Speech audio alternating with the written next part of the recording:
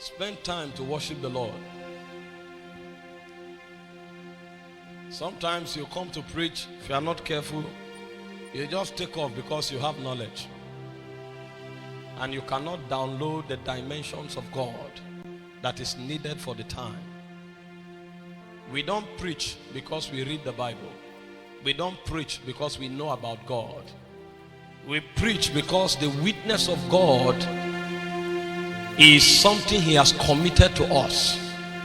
And so every time we come, it's important we align our hearts again to His government so that He can flow through us. And so John began, he said, that which was in the beginning, which we have heard, which we have looked upon, and our hands have handled of the word of life. He said that life was with the Father. We have seen Him, and that is what we have come to commit to you, that you may have fellowship with us. And he said, truly our fellowship is with the Father. There is so much preaching going on.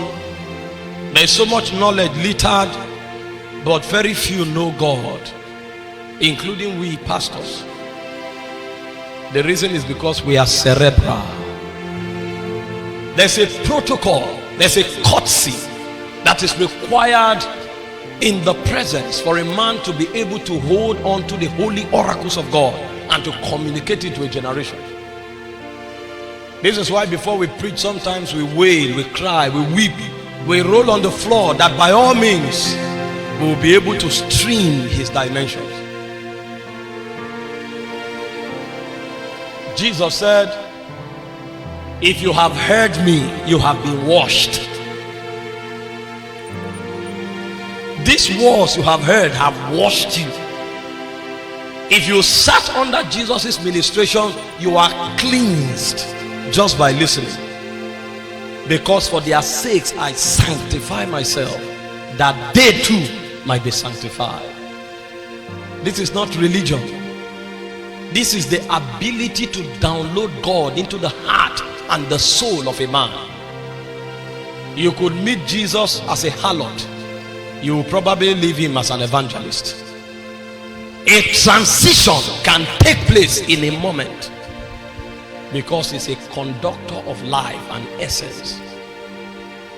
This is the first lesson we must learn as preachers, that our knowledge counts for nothing, our fame counts for nothing, if we cannot communicate God to a generation.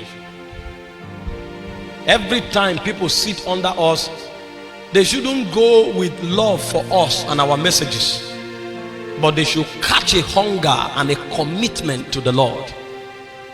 The idea is for you to be reduced so that Jesus is magnified. He said, I must diminish and He must increase. We don't know how to bring men to the Lord, and it's a burden, because we cannot subject ourselves to the protocol. It almost becoming a showbiz, and the devil is roaring through the territories. Darkness is permeating through the borders. All we do is grow in church number, in fellowship number, and then in number of preachers. The Lord will help.